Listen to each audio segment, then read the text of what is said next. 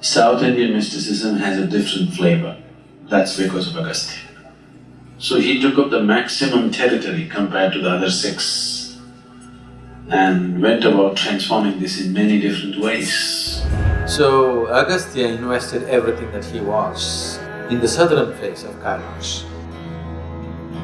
That's incredible. It's incredible means. So Agastya is the source of everything that is southern mysticism. He is the very source of everything that I am. You can say, I'm just a fingernail of his, scratching your life right now.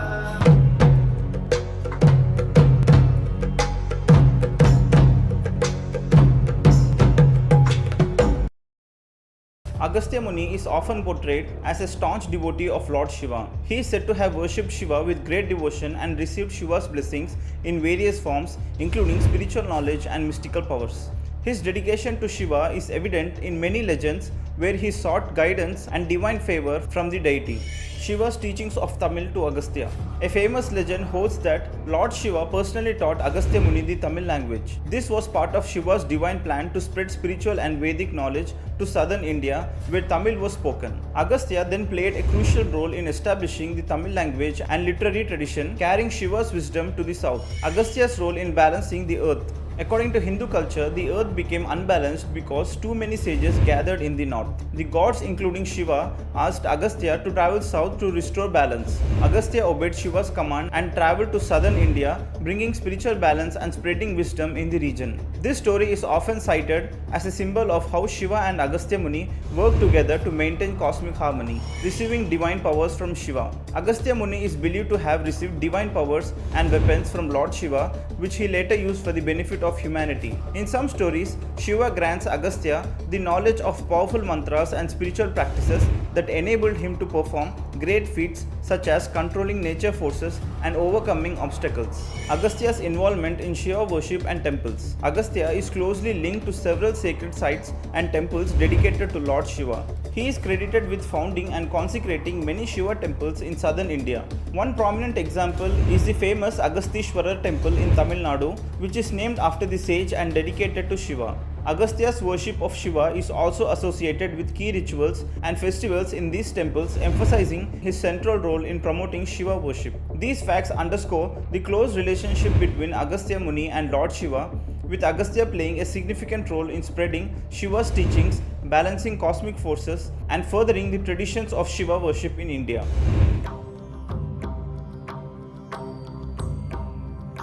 The first transmission of yoga happened on the banks of Kanti Sarovar, about 6 to 7 kilometers beyond Kedarnath. It's called Kanti Sarovar. Kanti Sarovar means a lake of grace.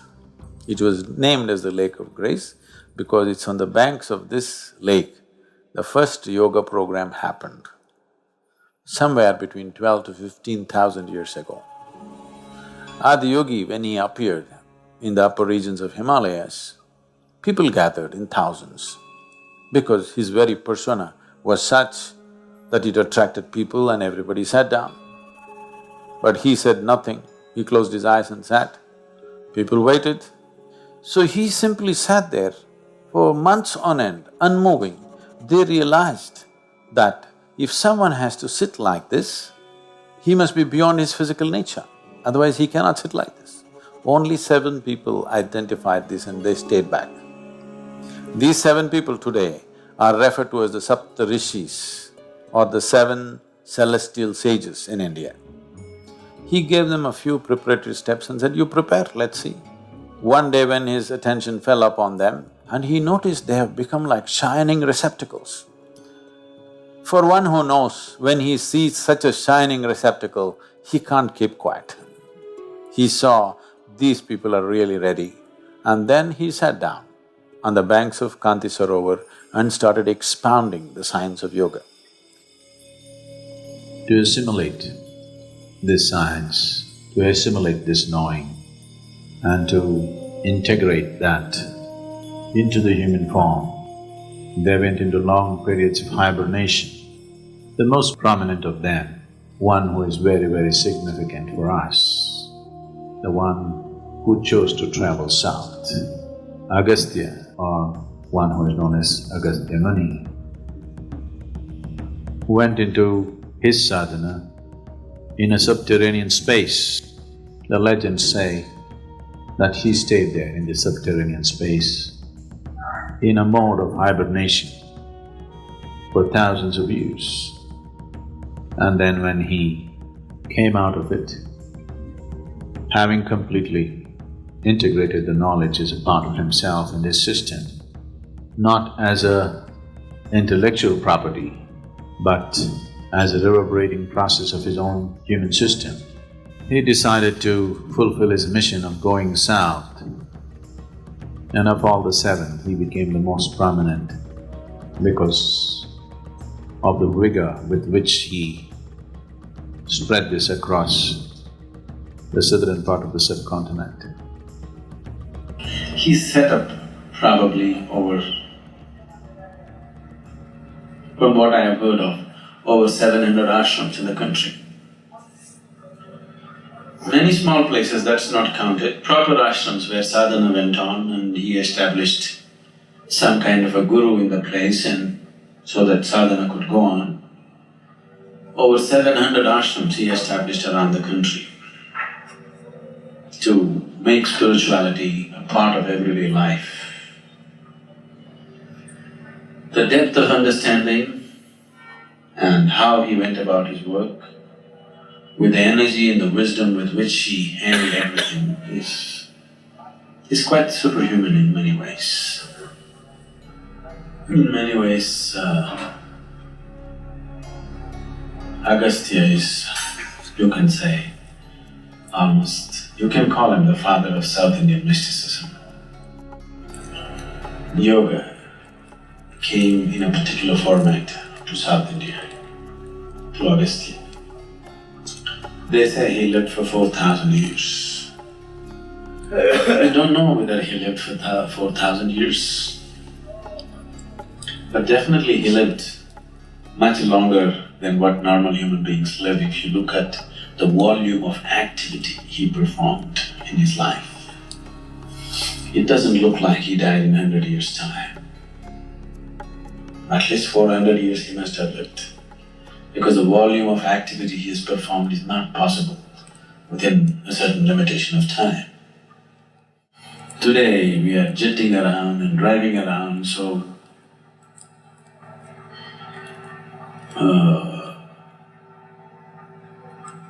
we are able to do so many more things in a short span of time. But the kind of travel Agastya did on foot, it's impossible for a man to have that much activity in a normal span of human life. Definitely he lived very long,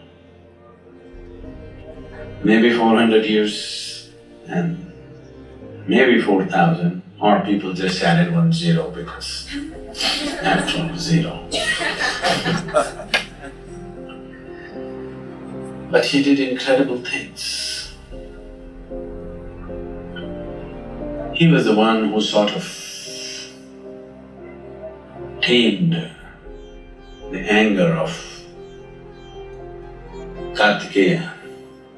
Kartikeya was Shiva's son, so he got very angry and he wanted to go away from his father. So he went down south in great anger and he became a warrior. In many ways an unmatched warrior, and he went about conquering. Conquering, he didn't conquer to rule. Whatever he thought was unjust, he went about slaughtering. Because he felt his parents have been unjust to him and he wanted to create justice. When you're angry, everything feels unjust, isn't it? Every small thing, you think some great injustice is happening to you when you're angry. So he felt so much injustice in the world, so he found a lot of people to slaughter.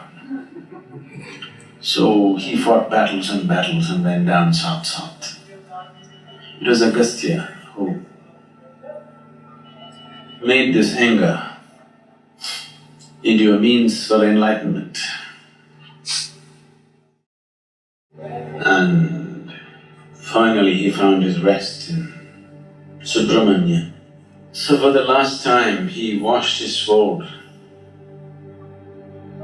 at Subramanya, settled down there for some time and then moved up Kumar Parvat, where he attained Mahasamadhi in a standing posture. So this great art of transforming Kartikeya's anger into a means for his enlightenment was Agastya's work. And all the siddhas of South India, they are very much in the tradition of Agastya. In a way, everything that I do is just a small extension to Agastya's work. He built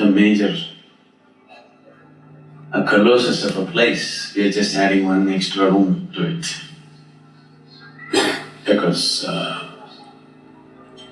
this South Indian mysticism has a different flavor, that's because of Agastya. So he took up the maximum territory compared to the other six and went about transforming this in many different ways. He ensured that some element of spirituality is in everybody's life. It may be going away, but still, if you just look at the last generation, even today it's very much there. Even a simple peasant in South India or anywhere beyond Uttar Pradesh, anywhere down south beyond that, you will see even a simple peasant has some element of spirituality in him. This was Agastya's work.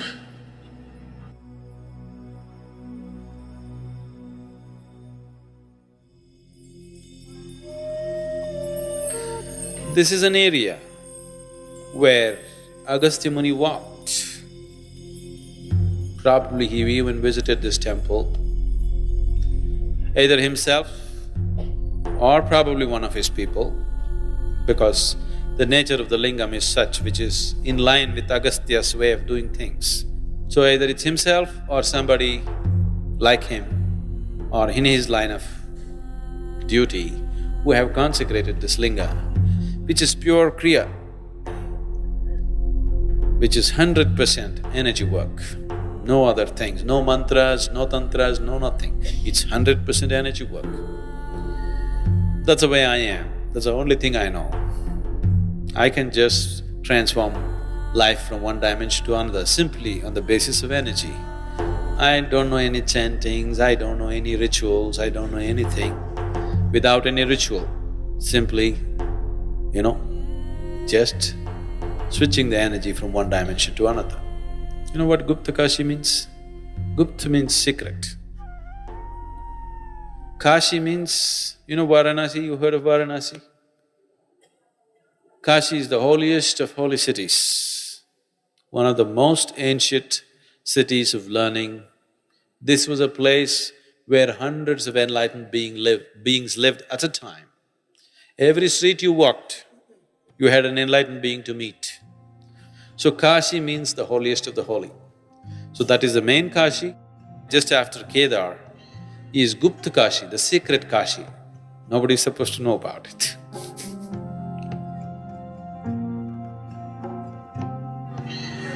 There are a whole lot of stories like this about Agastya's journey down south. When he was going down south, he met Vindhyachal.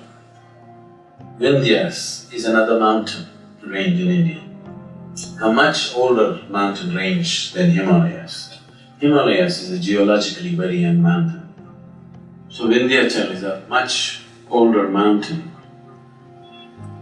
among the oldest in the world. So among the mountains,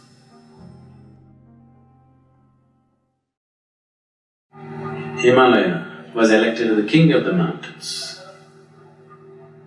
So when Agastya was going down south, Vindhyachal was angry And he stopped Agastya and said, how can you do this? How can you make Himalaya the king? He's just a child compared to me. How could you make him the king? Now, Agastya knew when a mountain gets angry, it can be bad. When a man gets angry, it can be pretty bad. When a mountain gets angry, we don't know what he will do. Now, when Agastya sat down, because his Vindhyachal was very devout, he bowed down to Agastya. So Agastya said, just stay there. Stay there, I'll go down south and come back. Then we'll look at your issue. So Vindhyachal remained bowed down, waiting for Agastya to come back. Agastya never came back. Next time when he came north, he went the other way, through Jagannath Puri, just to avoid Vindhyachal, so that he remains subdued, that he doesn't erupt as a volcano or something. So Vindhyachal remained he is small because he's bowed down. Himalaya is tall because he's standing up and still growing.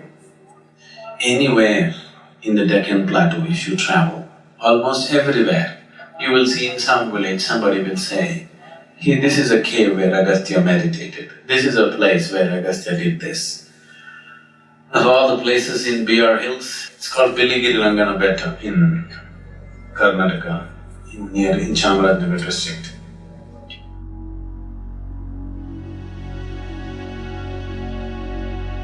So in BR Hills, there is a place where there is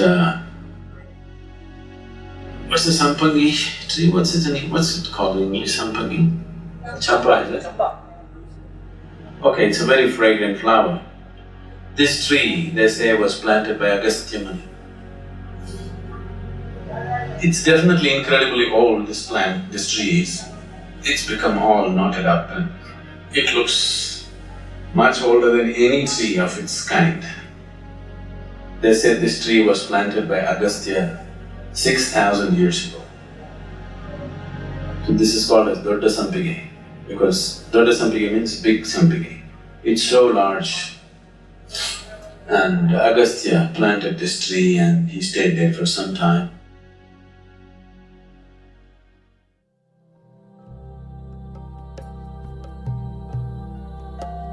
In the Kaveri, this is the midpoint. So, they identified the exact midpoint and Agastya Muni consecrated a linga which is originally actually made of sand mixed with some compound of those days, traditional compound.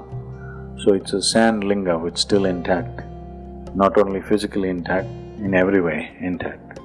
This is seen as the navel of Kaveri because it's a midpoint and whatever hit it, I wish I had more time to spend here, but it's just blowing away as if it was done yesterday. And it's incredible. This is our ancestry. It's believed that Agastya Muni left his subtle body here with this linga and left his mental body or Manomaya Kosha in Chadura, somewhere near Madurai or Virudhunagar, there is another place where he left his intellectual or mental body.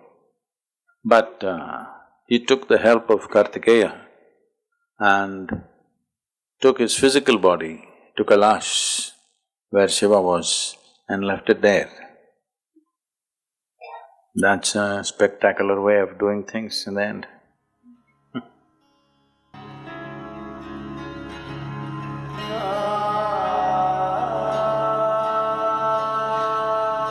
Kailash is like a tremendous spiritual library for me.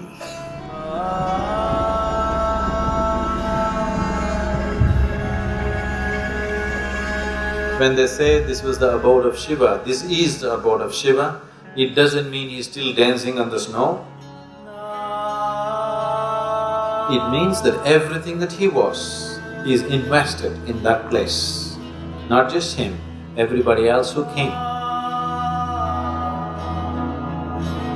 For me, the most significant thing was Agstya Muni.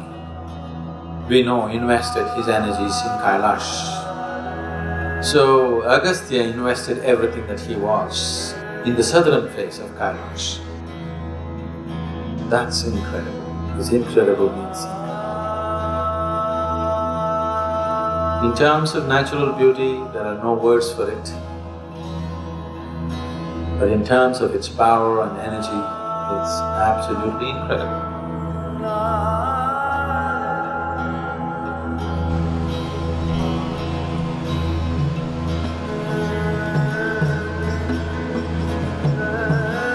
So Agastya is the source of everything that is Southern mysticism.